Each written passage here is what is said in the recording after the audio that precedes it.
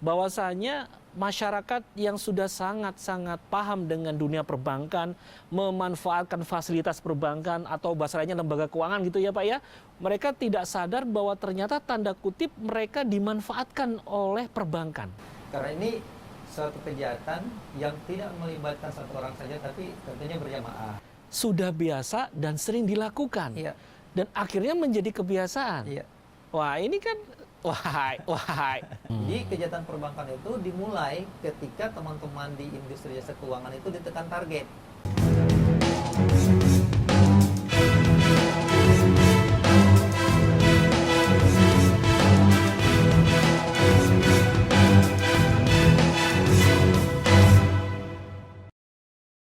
Assalamualaikum warahmatullahi wabarakatuh. Salam Sintesa. Sahabat Sintesa di seluruh Indonesia, senang lagi berjumpa dengan Anda semua di channel yang mencerdaskan ini. Baik, langsung saja saya sapa dulu narasumber kita. Namanya adalah Pak Agus Banjar. Assalamualaikum Pak Agus. Assalamualaikum warahmatullahi wabarakatuh. Gimana kabar Anda? Alhamdulillah sehat. Baik, Pak Agus ini punya kemiripan dengan saya, sama-sama punya brewok ya. Beliau ini adalah seorang pengacara ya, lawyer. Nah, pengacara dalam arti sesungguhnya, bukan pengangguran banyak acara, tapi ini real pengacara. Beliau ini adalah seorang pengacara atau advokat bahasa lainnya yang sudah luar biasa pengalamannya di dunia hukum ya. Dan spesialis beliau adalah topik kita kali ini mengenai kejahatan perbankan. Ternyata selama ini masyarakat tidak pernah tahu bahwa ada batu di balik udang. Nah, ini saya bukan sebut udang di balik batu ya. Kalau udang di balik batu ini nggak kelihatan. Ini batunya di balik udang. Jadi nampak untuk orang tertentu seperti Pak Agus mungkin ya. Untuk kami mungkin masih udang di balik batu.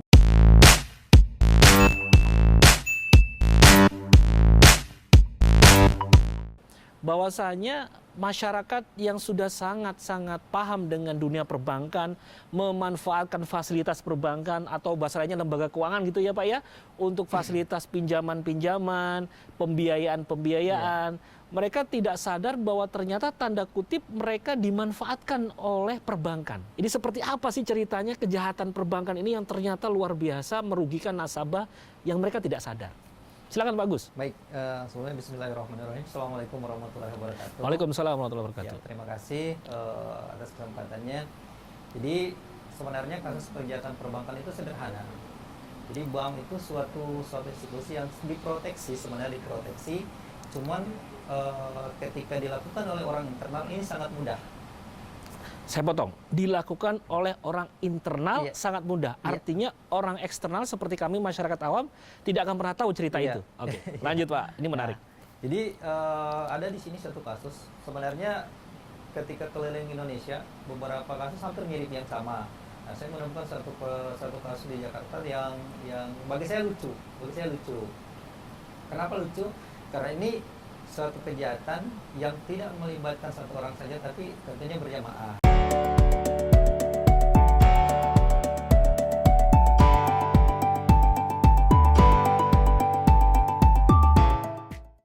Berjamaah, berarti ada kelompok-kelompok di dalamnya, baik. Ya.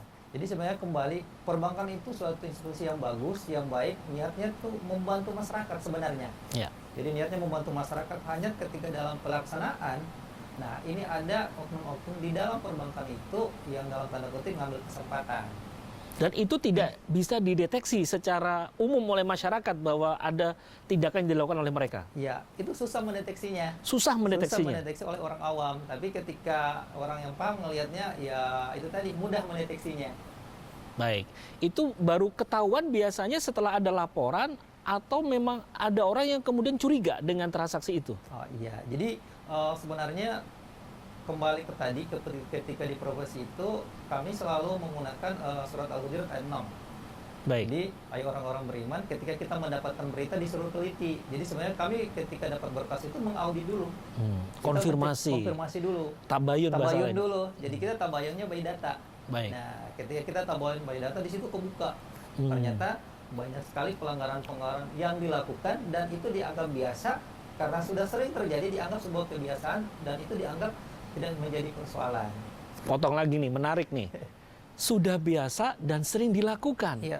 Dan akhirnya menjadi kebiasaan. Iya. Wah, ini kan, wah, jujur aja ya, seperti seolah-olah perbuatan yang salah tapi dibenarkan, begitu kan?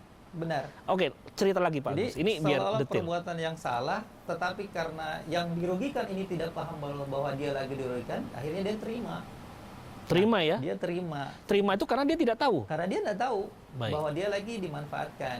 Baik. Nah, rata-rata makanya sebenarnya kasus ini sama. Kasus perbankan itu, kejahatan perbankan sebenarnya sederhana.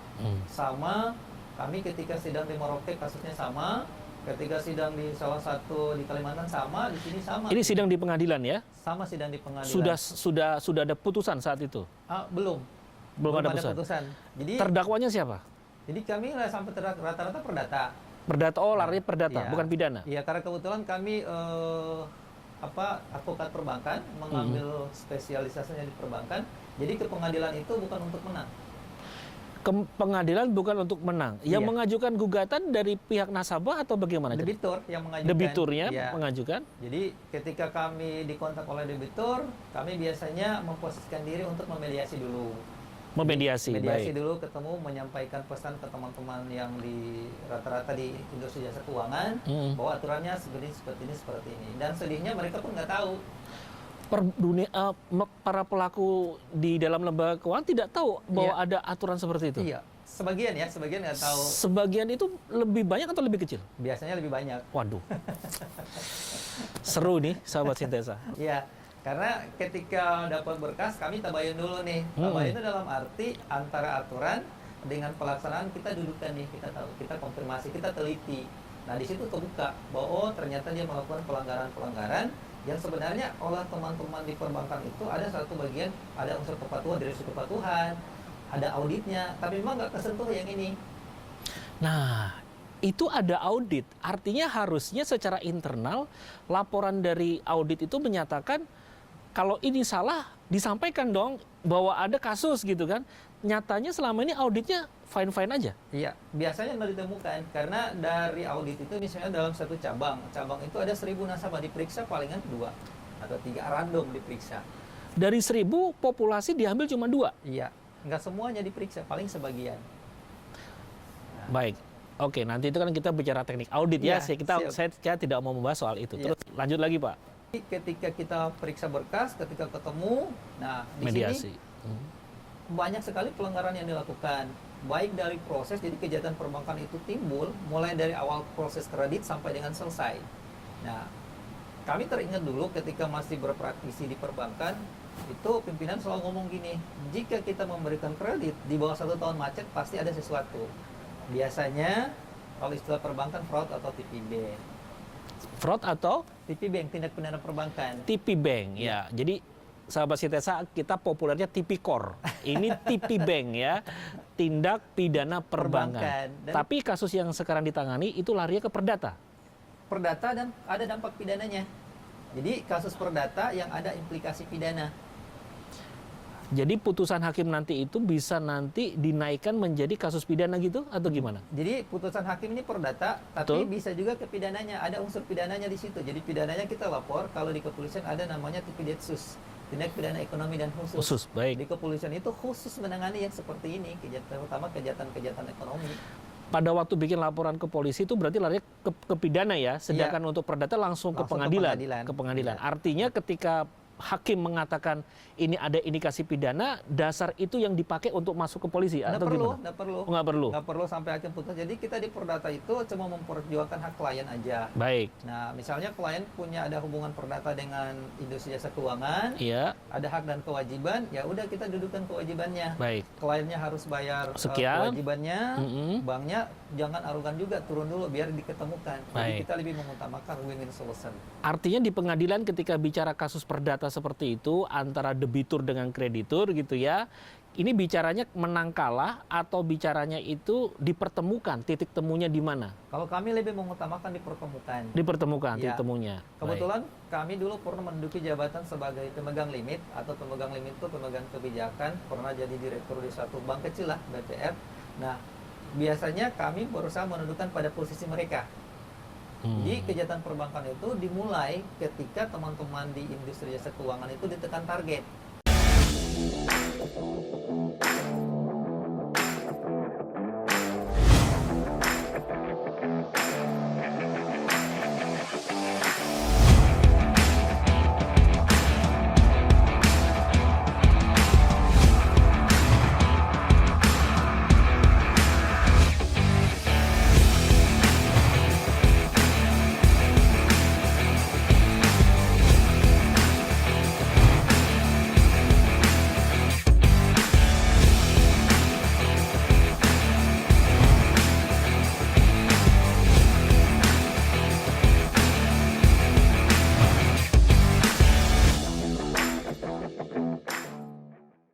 Oke, tadi kan awal mula sengketa itu terjadi ketika antara debitur sama kreditur tidak mendapat titik temu, ketidakmampuan bayar dan seterusnya gitu kan, akhirnya larilah ke pengadilan, merasa dirugikan debiturnya atau krediturnya punya hak untuk mengambil jaminan atau menyita seperti itu kan ya. Nah, ketika proses seperti itu kan hal umum nih.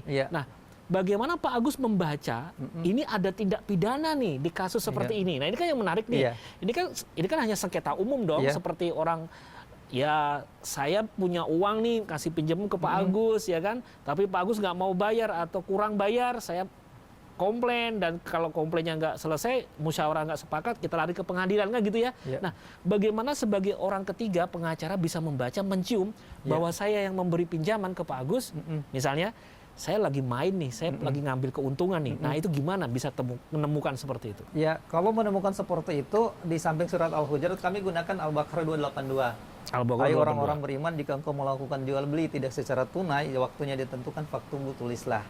Nah, ini diakomodir baik undang-undang ITE maupun di perbankan sendiri. Baik. Nah, kalau di perbankan sendiri itu ada undang-undang OJK 21/2011 itu pasal 4 huruf C, bahwa OJK ada itu pertama untuk huruf C itu untuk melindungi kepentingan konsumen dan masyarakat.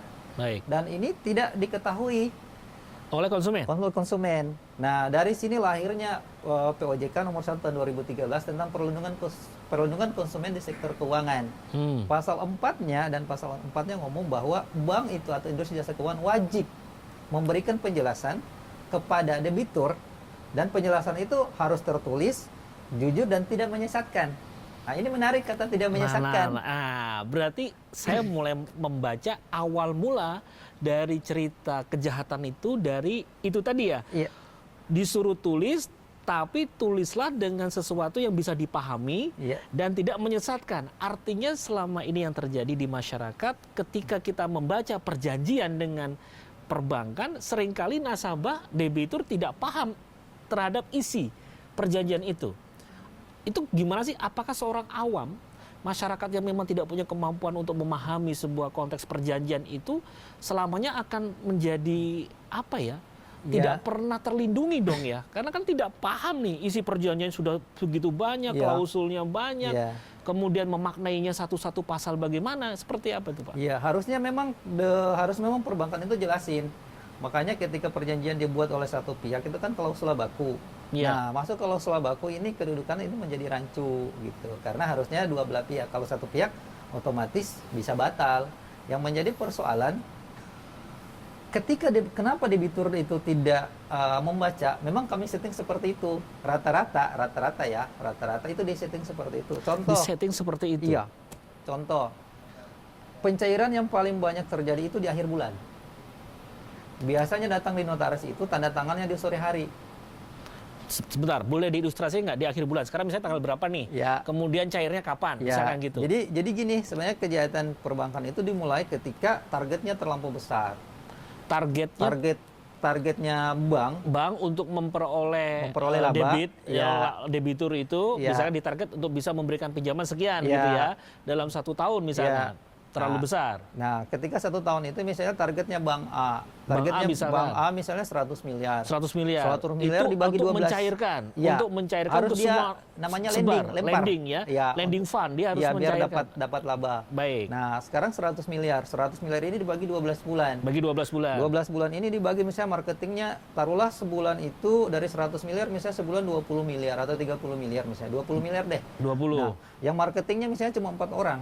Baik. Nah, ini 4 orang ini dibagi. Dia dalam akhir bulan itu, setiap satu bulan itu dia harus profit kan sudah dibagi juga nih. Iya. Misalnya sebulan itu targetnya dia cairnya 5 miliar. Iya. Sekarang ketika sudah tanggal 20 atau tanggal 15 ke atas, Iya. itu sudah hari-hari yang luar biasa, tekanan bagi dia. Oke. Mau dan tidak mau dia harus cari untuk memposisikan biar dia mendapatkan mencapai targetnya. Akhirnya dia cari. Ketika dia cari, ada debitur misalnya yang ada persyaratannya yang masih kurang. Nah, di sini mulai. Oh. Karena terkait tekanan. Persyaratan kurang kemudian seolah-olah terpenuhi. Seolah-olah terpenuhi, dan kalau tidak terpenuhi, dipenuhi. Kalau tidak terpenuhi, dipenuhi. Dipenuhi.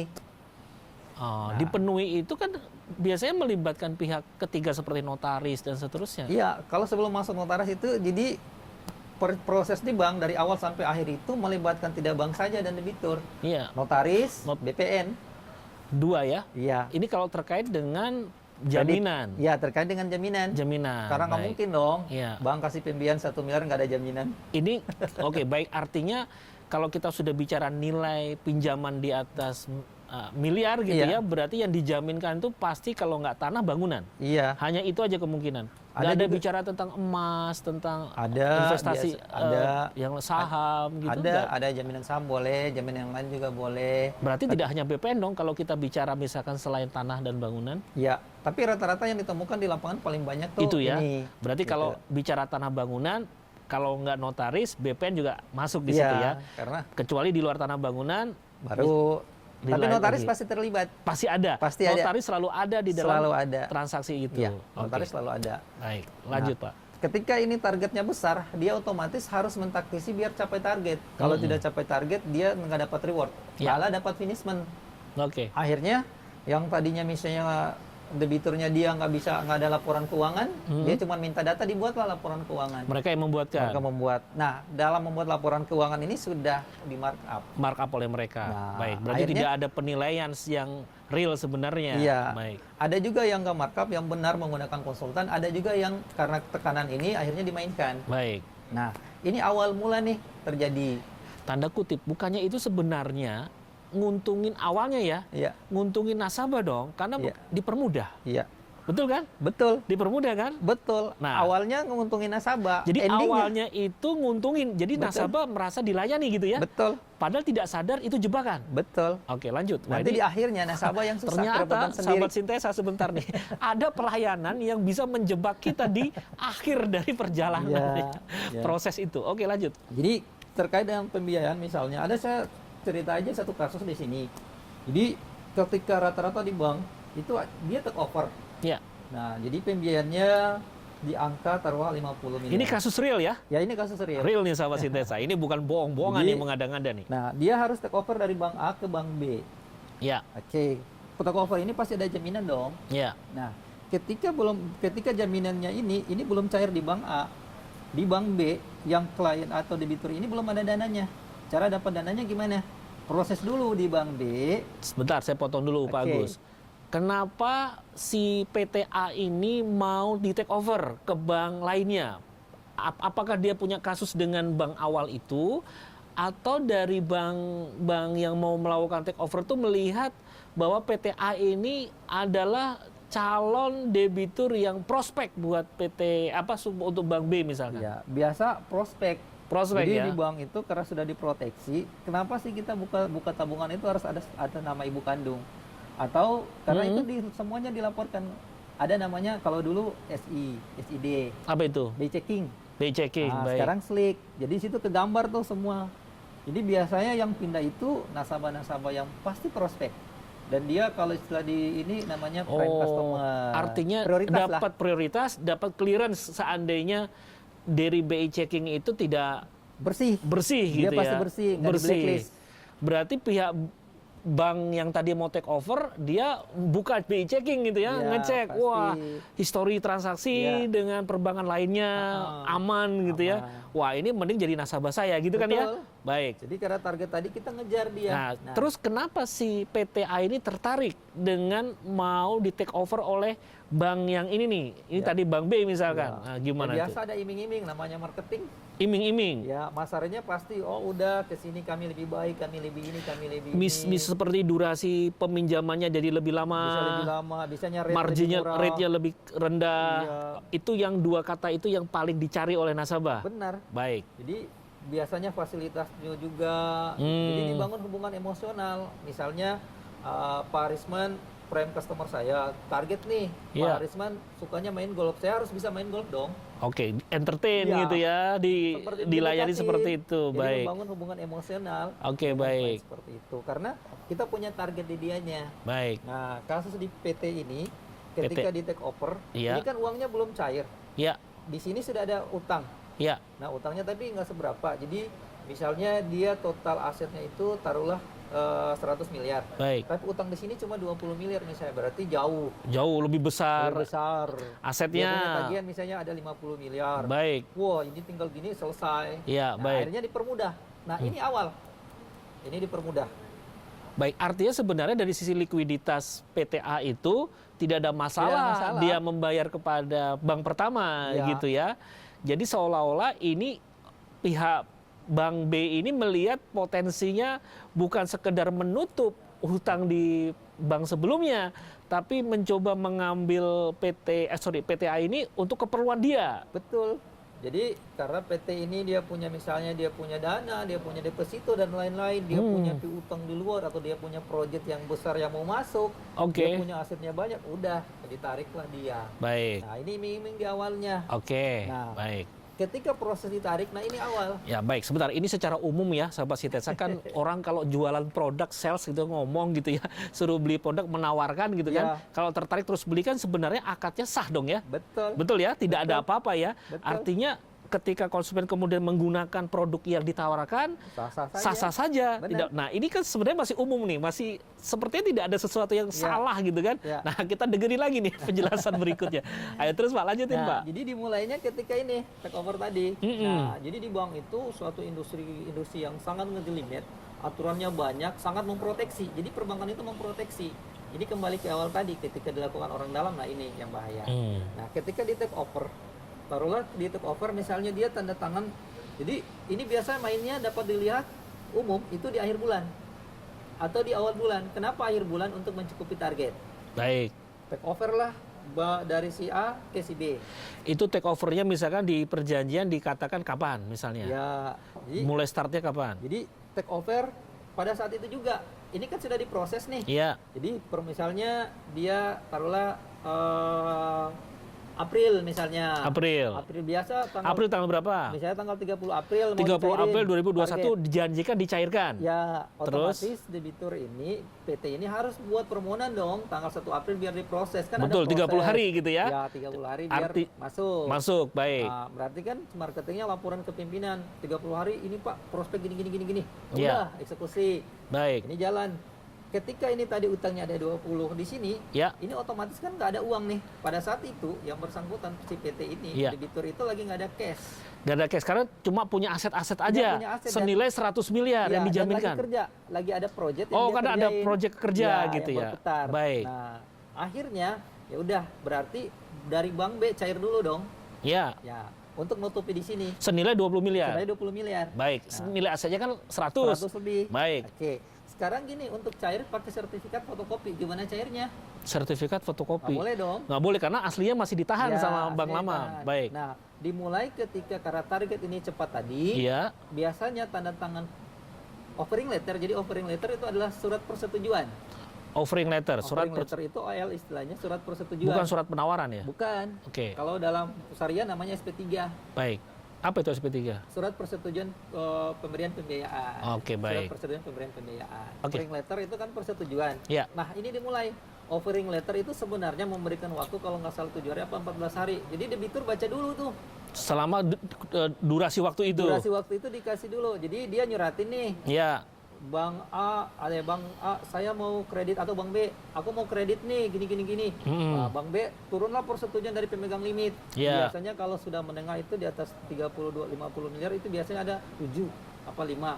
Kalau kecil 3 orang, jadi harus ganjil. Pemegang limit ini pemegang persetujuan yang setuju. Di bank itu sendiri? Di bank itu Sampai sendiri. jumlahnya 7 orang? Bisa 7, bisa 5, bisa 3. Semakin besar pinjaman, maka melibatkan Ya. internal yang semakin banyak. Ya, Baik. artinya untuk memproteksi. Ini Memproteksi, sebenarnya fungsi karena proteksi. ya selain mereka jadi saksi mereka antara mereka gitu juga ya, mereka juga bertanggung jawab. Mereka bertanggung jawab sampai selesai. Ya, Baik. ini jadi persoalan. Oke. Jadi ketika naik, oke disetujui lah. Turun, itu harusnya waktu antara 7, kalau nggak salah 7, 14 hari. 14 hari, oke. Ini Faktanya, dikasih waktu untuk debitur itu baca, pelajari. baik. Apalagi ketika jaminan itu bukan punya debitur. Ada penjamin. Harus duduk bersama. Nah, yang jadi persoalan... Penjamin itu kan debitur pemilik juga? jaminan. Bukan, biasa ada juga yang penjamin itu pemilik jaminan. Karena debitur misalnya ngajuinnya 50 miliar. Ya. Jaminannya cuma 20 miliar. Ada aset yang lain, punya misalnya saudaranya Oh, misalnya. ceritanya Atau orang lain. ya, menggunakan aset orang lain Itu ya. harus dipanggil juga. Dipanggil juga. Jika cuma debitur aja, Kalau cuma debitur saja?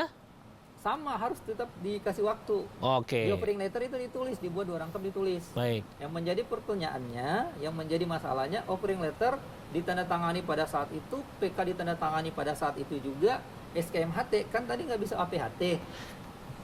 Sahabat Sintesa, ada istilah penting. SK, MHT. apa itu Pak? Jadi SKMHT itu surat kuasa untuk membebankan hak tanggungan. Surat kuasa untuk membebankan hak tanggungan. Nah, jadi ini yang berwenang ada Gunanya buat apa?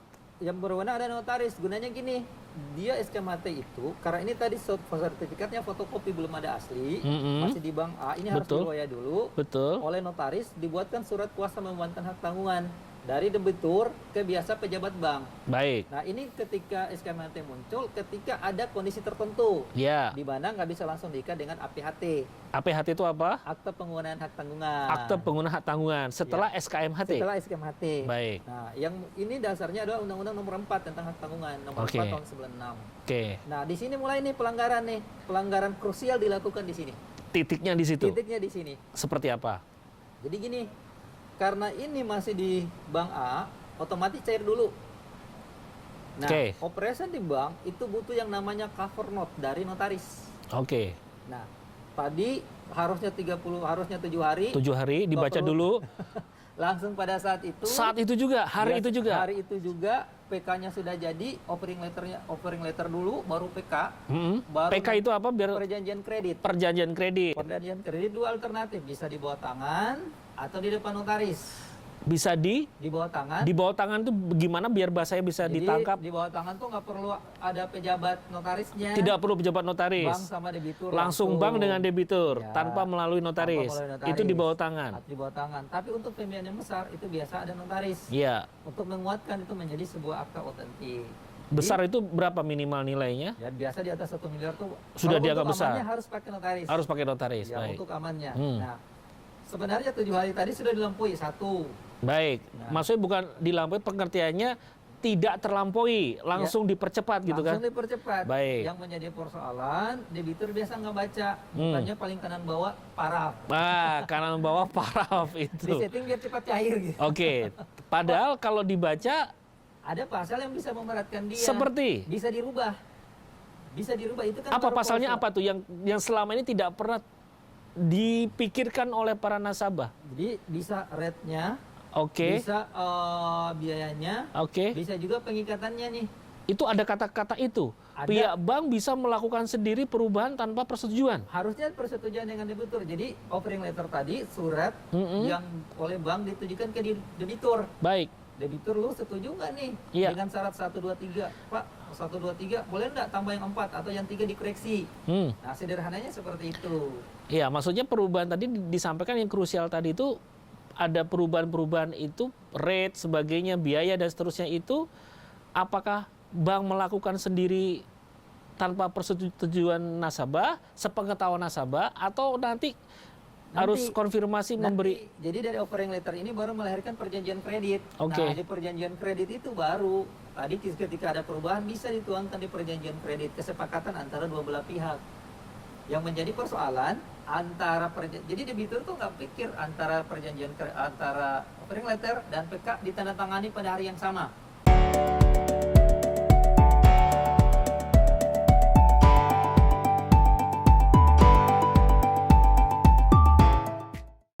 pikir nih. Iya, karena Tanda buru-buru. tangan, Iya. buru-buru. Yang kedua, notaris biasanya harus di depan notaris. Jadi untuk menjadi akte otentik itu dibuat dan ditandatangan di hadapan notaris. Biasanya di paling atas itu dijelaskan pada hari ini telah menghadap ke tanggal Iya, menghadap betul, kepada betul. saya. Nah, jadi harus face to face. Iya, Nah, yang menjadi persoalan notaris pada saat itu hadir. iya, Tanda tanganlah surat kuasa membuatkan hak tanggungan. iya. Oke, clear. Sebenarnya masalahnya clear. Hmm. Cuman karena butuh cepat, proses tadi yang 7 hari dilewati. Iya, Yang kedua, yang marketing ini kejar karena misalnya akhir bulan nih, iya, ini kejar untuk pencairan. iya, Kenapa pencairan? Sebenarnya prosesnya saja, iya. biar dia dapat funding by lending. Jadi ketika Apa itu funding by lending? kalau funding itu penghimpunan dana, Pengimbunan lending dana. itu pelemparan. Baik, Kalau funding berarti pada tanggal misalnya dia cari tanggal 30. 30 April. 30 April misalnya. 30 April itu bank A, bank tadi bank B itu mencatat pendapatan dari dana pihak ketiga. Jadi ini jadi tabungan nih. Biasanya cair 20 miliar tuh. Iya. Itu Itu masuk ke rekening apa itu? masuk ke rekening debitur. Oke. Tapi biasa debitur jangan tarik ya. Oh, Nanti di tahu. awal bulan. Oke. Biar bagus cabangnya. Oh, tapi sudah dicatat sebagai pendapatan. Sudah dicatat sebagai dana pihak ketiga. Dana pihak ketiga. Ya, Baik. yang Terus di satu sisi dari lendingnya atau kreditnya sudah dicatat laba. ada keuntungan. Sudah ada keuntungan. Karena nanti dia harus membayar di atas margin Ya, atau kesepakatan ya, rate-nya sudah berapa. sepakat. Baik. Jadi laporan keuangannya karena dia biasanya menggunakan akrual, ya udah. Baik, sudah paham dicatat. saya. Ya, baik. Sebenarnya masih fine-fine aja. Nah, itu masih fine, betul. Masih Nah, fine. terus mana itu yang Ketika di SKMHT ini tadi, Mm-mm. nah, notaris, bank akhirnya ngambil SKMHT tadi, setelah tanda tangan, cover note-nya dibawalah ke bank. Biasanya juga kalau sudah saling kenal, tanda tangannya di bank. Iya. Jadi ketika tanda tangan, notaris sudah bawa cover note kosong, notaris tanda tangan sakti, kalau saya istilah tanda Iya. tangan sakti, biar Tanda tangan cair. sakti. Oke. Tanda tangan, nomor sama tanggal. Nomor sama tanggal ini dimasukkan di aplikasi untuk cair. Artinya gini, notaris mengatakan ke bank, lu cairin aja, semua prosesnya gua sudah handle, aman. Berarti cover note itu seperti jaminan dari seorang profesional yang mengatakan apapun yang terjadi nanti saya sudah Siap. melaksanakan kewajiban Ya, saya. sudah diproteksi Sudah oleh saya notaris. protes oleh notaris. Oke, Oke. baik. Permasalahan mulai muncul ketika ini kan berarti selesai. Mm-mm. Harusnya ini dijelaskan ke debitur di awal. Pak, SKMHT ini menurut Undang-Undang Hak Tanggungan pasal 15 Mm-mm. itu jangka waktu 30 hari ya. Kalau ini belum lewat lagi 30 hari belum APHT, Bapak datang lagi. Ini nggak dijelasin ke debitur. Nah, mulainya notaris gini. Biasanya dibuat SKMHT itu langsung 2. Jadi dibikin berlaku surut. Contoh. Tanda tangan tadi dengan 30 April. 30 April pencairan tuh. Pencairan dan tanda tangan cover note kan, Iya, SKMHT. betul. SKMHT ini berlaku untuk waktu cuma 30 hari. Berarti Mei dong. Mei. 31 Mei. Iya. Nah, untuk Mei ini kan tadi kan masih proses di BPN. Oh, berarti Oh. ada proses lanjutan. Iya, ini kan sertifikat langsung dibawa ke BPN. Ke kan? BPN yang dari asli dari bank sana dibawa Bawa ke ke BPN. Bank Nah, awal, baik. Sekarang gini, notaris hanya memproteksi waktunya 30 hari. 30 hari. Harus selesai. Baik. Ketika 30 hari nggak selesai, debiturnya dipanggil lagi bikin SKMHT kedua. SKMHT Biaya kedua. lagi. Oke, Nah. biaya lagi. Ini dapat kebaca, makanya ketika kita tabayun tadi menggunakan surat al-Hujrat kebaca.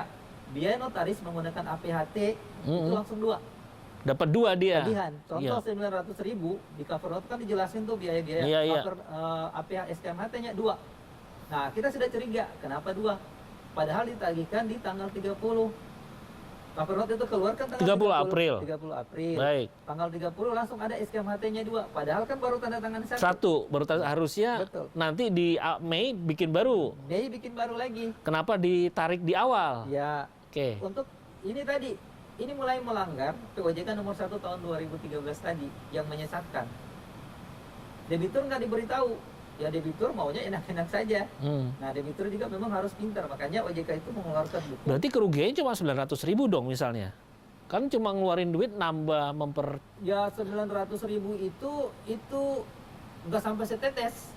dari Ibaratnya lautan itu Oh. sampai setetes. Ada kerugian lebih besar lagi. Kerugian lebih Nah, besar. yang mana itu kerugiannya?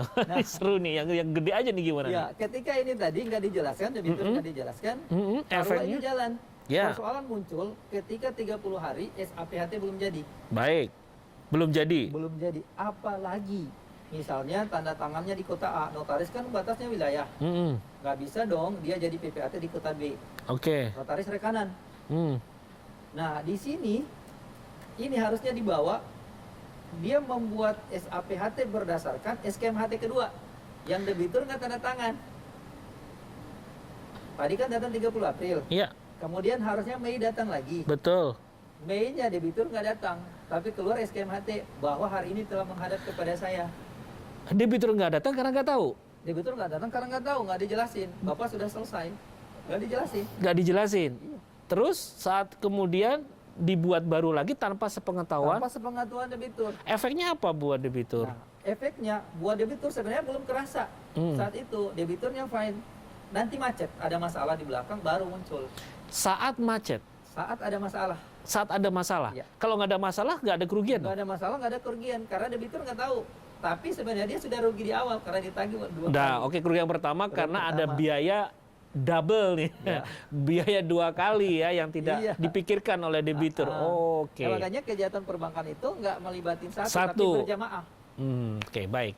Oke, jadi saya titik poin pertama, kerugian nasabah adalah pada saat dia membayar 2 kali biaya administrasi yang seharusnya itu terjadinya harusnya 2 kali, tapi setelah periodenya terlampaui. Betul. 1 kali bayar, 1 kali bayar. Nah, ini Iya. ditarik langsung ditarik Di awal, Iya. ditarik di awal. Oke, ini satu. Biasanya biaya SKMHT itu. Baik, biaya SKMHT nih, Ya. sahabat Sintesa. Terus berikutnya, seandainya kemudian dia pun mendapat pencairan, sebenarnya nggak ada yang dirugikan dong Nggak ya? ada yang dirugikan sebenarnya. Tapi Nggak ada. ini makanya di perbankan itu diproteksi. Jadi ada namanya mitigasi resiko. Nah, ini nggak dijalanin. Baik. Oke, terus jadi ini risikonya baru akan terjadi bila terjadi Ke masalah. belakang. Benar. Seperti apa itu kasusnya? Jadi sebenarnya kalau nasabah ini fine, aman-aman aja nggak pernah telat bayar, tidak ada sesuatu gitu ya, maka bisa dipastikan dia aman. Betul. Tapi konteks sekarang seperti dunia sekarang Kondisi mengalami sekarang, pandemi, orang sulit mencari uang, maka risiko itu akan membesar ke Muncul. semua debitur Betul. yang punya pinjaman ke bank. Betul. Gitu ya. Betul. Nah, risiko apa itu, Pak? Yang besar ketika misalkan apa? Resikonya di debiturnya dapat, di banknya dapat. Jadi sebenarnya ketika mempermudah di awal itu tadi perbuatan oknum yang ngejemusin bank dan ngejemusin debitur. Ya, baik. Sebenarnya. Nah, sekarang gini, ketika jalan, Ya, taruhlah ini tadi APHT belum jadi. ya, Sementara terlampaui waktu. ya, Harus bikin SKMHT ulang. iya, Nggak datang SKMHT ulang, tapi keluar SKMHT-nya. ya, Nggak menghadap, tapi ditulis menghadap. Iya. Padahal misalnya debitur itu lagi di luar negeri atau lagi Iya, di iya. Malaysia. Tapi pada hari itu dia menghadap notaris. ya. Kan lucu. Dibikin gitu ya. Dibikin Nah, gitu. Oke, itu saya paham oleh notaris ya. Oke, Terus, kemudian jalan nih. oke, Yang menjadi persoalan, jadi perjanjian ini sebenarnya namanya asesoir. apa itu? Asesoir gini, asesoir adalah perjanjian tambahan. Hmm, Dalam Undang-Undang Hak Tanggungan, asesoir perjanjian tambahan mengikuti perjanjian pokok. oke, Jika perjanjian pokok batal, ini batal semuanya. Yang menjadi persoalan jika SKMHT batal, maka resikonya ditanggung oleh bank. Resikonya ada kalau debitur paham ya, resikonya di bank dan resikonya notaris, resiko pidananya ada. Di banknya, di debiturnya rugi juga dianya. Karena ketika dipermudah, kasus yang real yang didapat, contoh SKMHT-nya atau di offering letter sama PK, itu jaminan debitur yang mau diikat misalnya itu 1 miliar. Tapi diikatnya misalnya cuma 400 juta. Ketika bermasalah, sebentar. Diulang lagi nih Pak Agus. Oke. Jadi jaminannya nilainya 1 miliar. Ya. Harusnya sebesar itu. ya Tapi pada saat fakta diikatnya nilainya di bawah. 1 miliar. Ya, Kok contoh. bisa seperti itu turun? Nah, real yang Gimana? kami temukan gini. Jadi di offering letter ini kan bank nyetujui Mm-mm. jaminan A akan diikat dengan hak tanggungan sebesar misalnya 1 miliar. Sebesar 1 miliar. 1 miliar. Baik. Di perjanjian kredit 1 miliar. Baik. Tetapi ketika SKMHT 1 miliar, Ya. APHT ini mulai berubah jadi 400 juta. Kok bisa berubah? Nah ini apakah mau cepat atau apa? Tapi kesalahannya ini tadi yang berjamaah. Bagaimana angka 1 miliar dari SKMHT menjadi APHT bisa turun menjadi 400? Biasanya terkait nilai. Nilai. Iya. Biasanya Memang terkait- ada wewenang untuk bisa menurunkan nilai Nggak yang boleh. sudah Ini yang mulai salahnya di sini, nggak boleh, harus mengikuti gimana? harus mengikuti yang di offering letter, Ya kan harus 1 M dong. harus ikat 1 M. Kenapa Jadi, berani jadi apa jadi turun segitu? itu yang namanya mulai kejahatan berjamaah atau fraud tadi, penyimpangan. Oh. Ini ketika dikorelasikan dengan aturan OJK, ini bank yang dirugikan. Jadi OJK itu ada untuk melindungi masyarakat dan konsumen dari kejahatan-kejahatan seperti ini. Ketika taruhlah 400 juta, Mm-mm. ketika debiturnya bermasalah seperti kondisi sekarang ini, dilelang harga terendah 400 juta. Padahal nilai likuidasi sudah turun nih 70% dari Iya. pasar adalah 1 miliar misalnya. Nah, ini ruginya di sini. Ini yang bisa Sudahlah selama ini bayar, Ya. tiba-tiba macet, Ya, nggak dapat apa-apa, uang dianggap angus, Iya. gitu kan ya? Iya. Nggak punya lebihan dari aset yang disita itu Iya. yang kemudian dilelang, Iya. begitu ya? betul. Nah, mulainya dari proses yang salah dari awal. Pertanyaan gini, kenapa APHT-nya itu mencantumkan angka nilainya di bawah, padahal SKMHT-nya menyatakan nilainya awalnya 1 M, kok bisa jadi 400? Jadi prosesnya gini sebenarnya, prosesnya gini. Permohonan debitor, Mm-mm. kemudian turunlah persetujuan offering letter. Baik, Ketika sudah offering letter, kemudian setelah itu ada perjanjian kredit. iya, Nah, perjanjian kredit ini patokannya dari sini, offering letter. offering letter. Oke, kemudian karena tadi masih ada jaminan, dibuat SKMHT, surat kuasa membebankan hak tanggungan. Ini Iya. hanya menerangkan debitur itu memberikan kuasa membebankan hak tanggungan, jaminannya dia dengan satu, utangnya berapa, nilai jaminannya berapa, Utangnya berapa? nilainya jam- berapa. Hutangnya misalkan 20, jaminannya harus sama atau harus di atas? Tidak, misalnya gini, dia punya 5 sertifikat. Baik. Jaminannya yang untuk yang satu ini cuma 1 miliar. Berarti yang 1 miliar aja yang diikat. Jadi cuma diambil 1 dari 4 sertifikat? Iya, gitu. Oke. Jadi, tapi dia mengcover untuk utang yang 20 miliar tadi. Jadi ada 5 jaminan ini pasti kan misalnya 30 miliar totalnya. Iya, Satu jaminan ini cuma 1 miliar. baik. Nah, 1 miliar ini di SKMHT itu ditulis. SKMHT sertifikat nomor sekian-sekian diagunkan. Nomor sekian-sekian ada identitasnya di situ dipakai untuk menjaminkan utang sebesar berapa. Dengan nilai berapa. Jadi nilainya dia sudah ada gitu. Nah, nilai SKMHT ini yang akan dimasukkan ke APHT dan HT. Jadi dari permohonan, offering letter, perjanjian kredit, SKMHT, APHT, HT, baru proses lelang. Karena ini otentik semuanya. Jika SKMHT-nya sini tidak otentik, berarti jadi perjanjian di bawah tangan, nggak bisa dilelang. Banknya rugi, debitur juga rugi. Nah, Oke. ternyata perbuatan sederhana mulai dari tadi. SKM itu dibikin 2, dan biaya itu langsung dibikin 2. Iya, Tidak menghadap tapi dianggap menghadap. iya, dan ini bisa kena pidana 266. Oke, baik, ini kejahatannya dimulai karena melibatkan notaris ya di situ. Betul. Baik. Cuma yang saya masih agak sedikit confused tentang nilai SKMHT yang beda dengan APHT kemudian HT-nya gitu loh. Iya. Itu kan SKMHT-nya 1 ya, 1 miliar. Kemudian bisa diturunkan menjadi 400 juta itu tanpa sepengetahuan debitur gimana? Atau Ini gimana? terkait biaya. Kalau saya tidak salah, pengikatan itu, jadi saya gini, kalau 1 miliar biayanya kan harus diikat berdasarkan 1 miliar. Iya. Kalau 400 juta, kan diikat cuma 400 juta kan? Iya. Berarti biaya yang dihitung cuma pembandingnya adalah 400 juta kan? Saya belum paham Pembanding. gimana. Jadi gini, contoh, nilainya 1 miliar, Mm-mm. biaya yang ditagihkan 1 miliar. Iya. Oke. Ini kan nilai jaminan tuh Nilai 1 jaminan miliar. 1 miliar. Iya. Ditagihkan biayanya berarti 1 miliar kan? Betul. Dibayar di awal kan? Iya. Nah, kemudian APHT 1 miliar. Harusnya 1 miliar dong. Harusnya 1 miliar. Iya. Ketika sini berubah, berarti pembandingnya turun atau naik? Nah, Nilainya kok, jadi turun kan? kok bisa berubah pertanyaan saya? Nah ini yang salahnya di sini. Ini yang mulai merugikan debitur. Syukur nggak jadi masalah. Ketika jadi masalah, Itu diketahui nggak sih sama debitur bahwa nilainya jadi biasanya turun? debitur nggak tahu karena debitur itu cuma tanda tangan. Selesai ini sudah proses kan melibatkan debitur. Sudah nggak ada debitur di sini. Adanya notaris dan BPN di sini. Ya, tapi kan artinya ketika cair nih 1 M, Ya. ya kan? Nilai sertifikat kan juga 1 M dong. Betul nggak? Lebih. Hah? Harus lebih. Malah harus lebih. Iya. Nah, artinya kalau sewaktu-waktu ini terjadi kemacetan kredit dan dilelang harusnya Nutup. nutup. Betul. selesai dong. Betul. Loh kok tiba-tiba jadi 400? Nah, pada kasus ini kami pernah mempersoalkan, loh kok dinilainya cuma sekian, padahal nilainya sekian. Iya. Bahasanya lucu.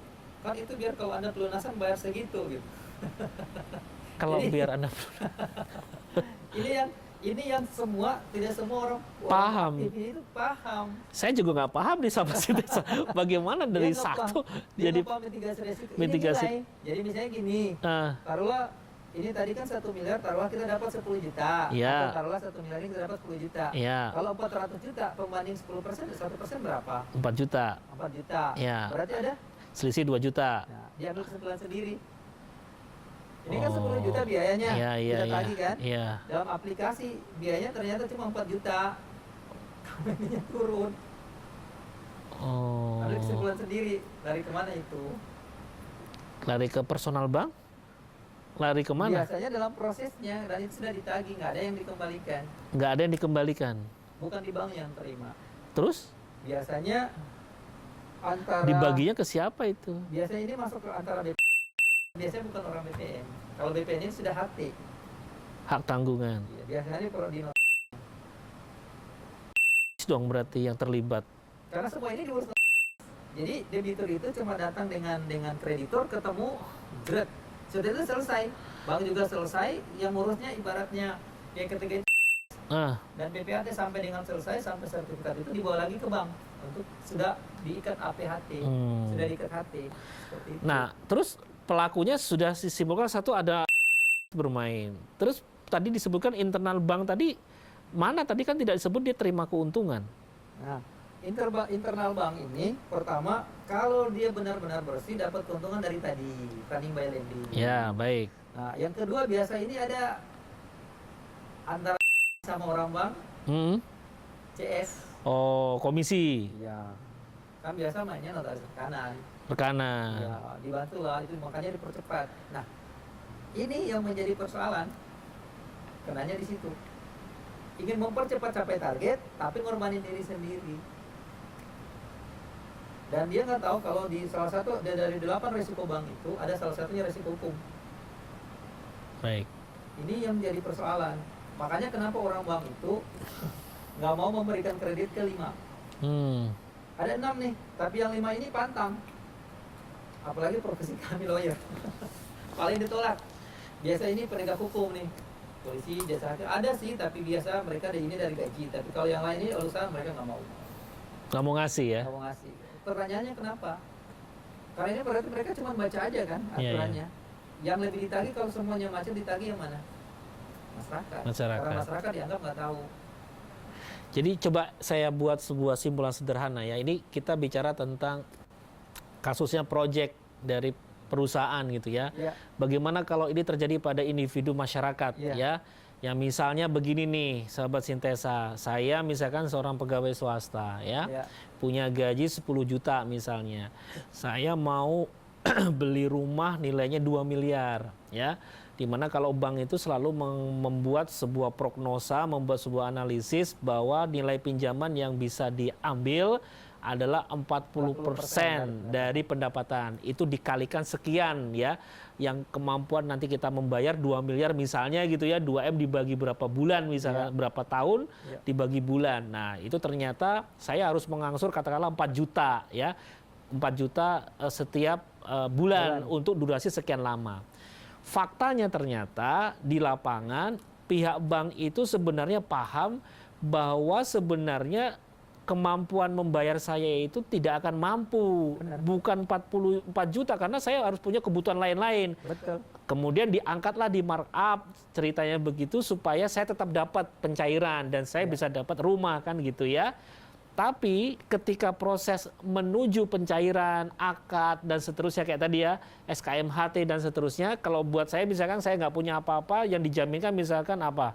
Pengangkatan pegawai gitu ya, SK dan seterusnya itu dinilai sama pihak bank. Nah, dan setelah itu ternyata karena kita tidak mampu dan dianggap mampu dan diikat kita dengan hak tanggungan, di perjalanannya kita ternyata gagal bayar. Nah ini yang serem nih, kita kreditnya macet, angka jaminan kita itu tidak mencukupi gitu ya, tidak mencukupi untuk ceritanya harusnya kan cover semua dong. Iya. Ternyata faktanya nilai jaminan kita tidak cukup. Jadi kita cuma diberikan misalkan harusnya kan sisanya dong ya, sisanya balik ke kita gitu kan. Misalkan gini nih, saya punya rumah tadi 2M, sudah saya tunaikan 1M. Ternyata kita gagal bayar nih, Ya. lelang saja kan gitu ya. Waktu dilelang harusnya kan saya dapat selisihnya, betul kan? Ternyata selisihnya nggak ada. Ya sudah, kita nggak dapat apa-apa, sudahlah kita nggak dapat rumahnya diambil ya sama bank, Ya. uang yang sudah kita bayarkan hangus. Hangus. Jadi kalau Serem selisih kan? dua, selisih untung sama selisih rugi. Jika jual masih menutupi, selisih lebih dikasih ke kita. Selisih lebih. Kalau selisih kurang, kita masih dicatat punya utang. Masih punya utang. Faktanya lebih sering selisih rugi apa selisih Ada yang punya utang, ada yang juga punya lebih. punya lebih? Tapi biasanya jarang. Karena ketika mereka lelang itu pembandingnya adalah lelang pertama nggak laku, lelang kedua nggak laku, lelang ketiga itu ikut HT. Turun. Dimana kalau jaminan nilai pasarnya itu sebenarnya 1,5 miliar, Iya. sudah diikat 900 juta atau 1 miliar, tapi di HT diikatnya 400 juta. 400 juta, disinilah kerugiannya. 400 itu yang dihitung, dipakai. Gitu. Padahal ini dari awalnya sudah salah. Nah, Hmm. disinilah yang ini masyarakat tuh kadang nggak paham. Karena nggak tahu. Jadi ternyata jaminan itu nilainya, faktanya tidak seperti di awal perjanjian mengatakan angkanya 1, ternyata di ujungnya tidak 1 gitu ya. Betul. Padahal ini sudah diproteksi. Harusnya untuk jaminan itu menggunakan Itu terjadi di KJP. semua transaksi seperti ini? Dan rata-rata sebagian besar seperti itu. Ya rugi, ya berarti kerugiannya semua masyarakat yang pinjam ke Banyak bank. masyarakat, makanya pengalaman pribadi itu ketika punya debitur, mohon maaf di beliau itu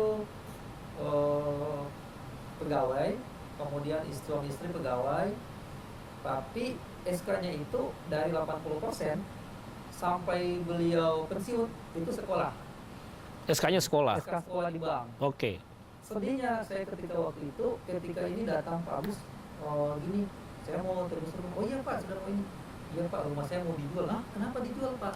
Ya saya sudah nggak bisa bayar. Jadi pensiunnya itu harusnya orang Menikmati tua. masa tua, dapat rumah gitu ya, Beliau jual rumahnya, dan nggak dapat nggak dapat apa-apa. Akhirnya ya memperjuangkan itu begitu, kasihan. Dari situ sebenarnya kami mulai apa? Padahal nilai tanah kan naik ya.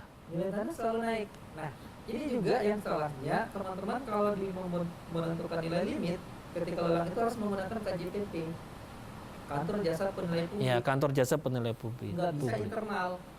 Ada menggunakan internal. Bukannya bank kerjasama dengan KJPP? Harus sebenarnya. Karena penentuan nilai limit dari Dari KJPP kan? Dari KJPP. SKMHT kan dari situ Betul. harusnya.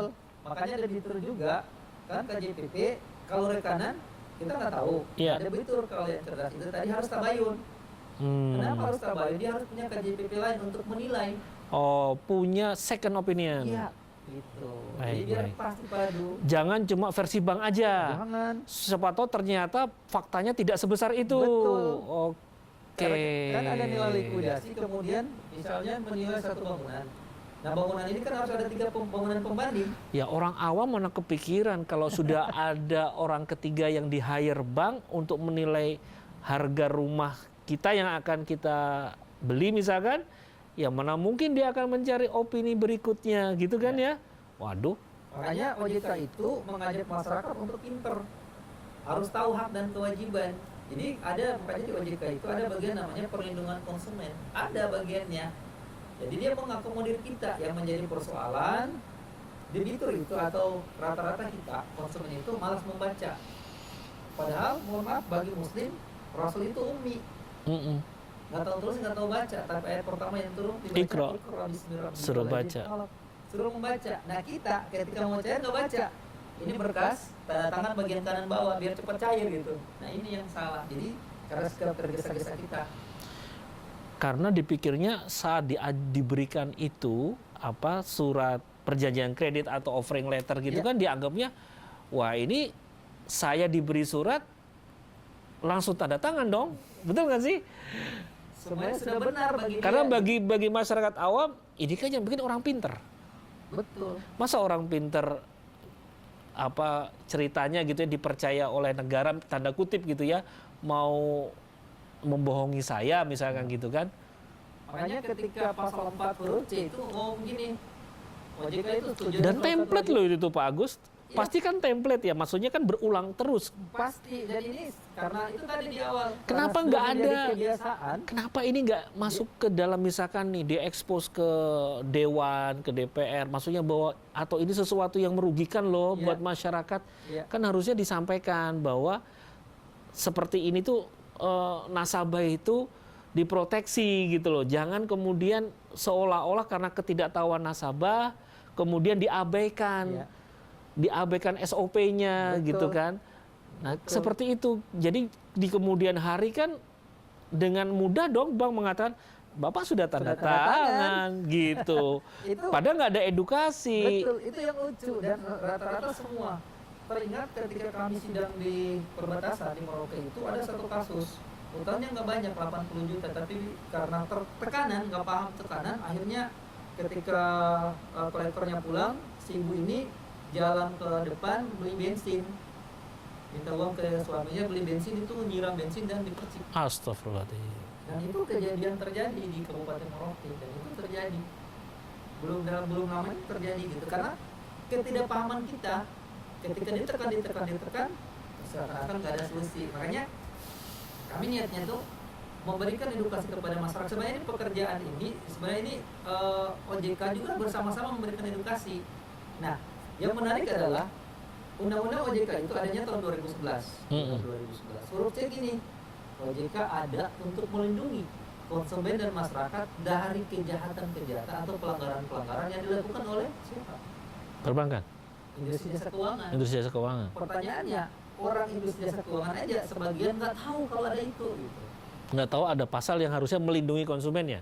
Kalau di perbankan sebenarnya gini, perbankan itu ini jurang. Kita kerja benar, kaki satu sudah di penjara, Pak. Kerja benar ya, satu kaki di penjara. Kerja salah habis.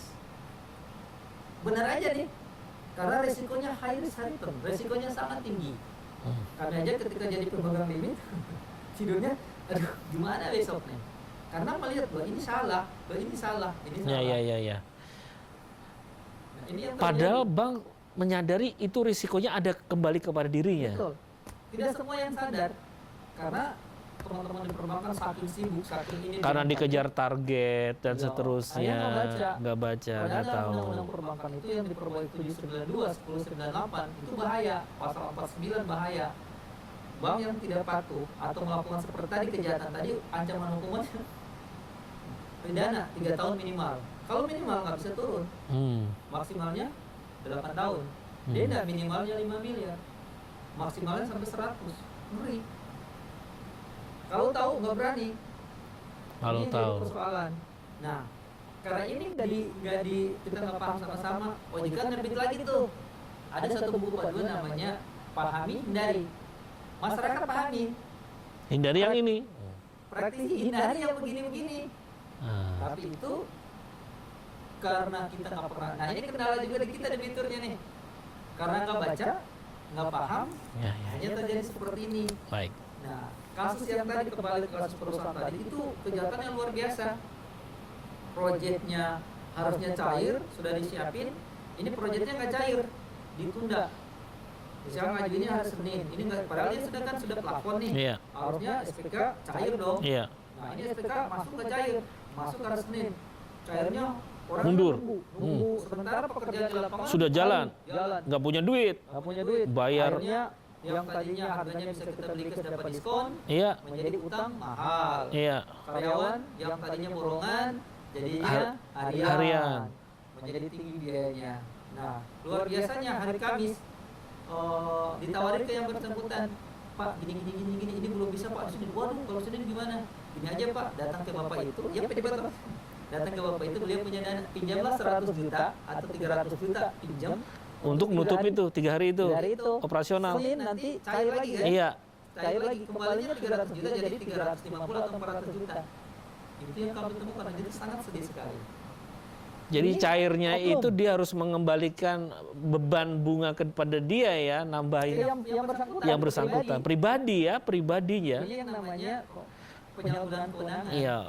Jadi orang bank yang memanfaatkan itu karena dia di dalam bank seolah-olah pakai uang dia, itu uang dia pribadi atau Walau alam, oh nggak tahu ya. yang jelas debiturnya nerima. Gitu. Nerima karena kondisi sudah seperti itu, terdesak. Dan lucunya, melihat potensi uangnya di depositonya itu atau uangnya itu dalam waktu nggak sampai 3 tahun habis. Habis. Dan 100 miliar kan? Iya.